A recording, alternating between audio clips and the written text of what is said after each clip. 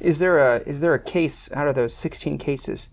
Is there one that is the closest analog to what we're experiencing today? Well, I would say there's two. There's the negative one and the positive one. Oh. The negative one is what was happening actually in the world 100 years ago today. The U.S. entered World War II and got into the fight. World War I. World War I. Mm-hmm. So, and World War I remains almost unimaginable.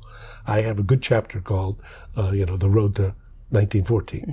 So how could the assassination of an archduke in Sarajevo be the spark that produces a conflagration, at the end of which it's so devastating that historians have to create a whole new category called World War. I mean, it seems totally nonsensical.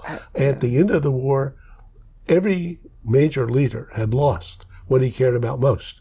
So the Austro-Hungarian emperor is trying to hold together his empire. His empire is dissolved and he's gone. The Russian Tsar is trying to back up the Serbs. He's been overthrown by the Bolsheviks. So his whole regime is gone. The Kaiser is trying to back up his buddy in Vienna. He's tossed out. France bled of its youth for a whole generation, never recovered. And Britain, shorn of its treasure and its youth, it turns to be a debtor country. So everybody lost what he cared about most. If they'd been given a chance for a do-over, nobody would have made the choices that he did. So what this suggests is that under conditions of severe structural stress, where I attribute the worst of intentions to you, I'm the most suspicious of everything you do, I become entangled with other parties, and vice versa. Under those conditions, a little spark can produce a huge fire. And what's particularly crazy about World War I think, is that people forget that Kaiser Wilhelm was first cousins with King George V. Absolutely. Not only that, King George V was also first cousins with Tsar Nicholas, who was also third cousins with Kaiser Wilhelm. Absolutely. Everybody was related. 2 or 3 years before the war broke out, there were 2 chief mourners at the funeral in London of the king.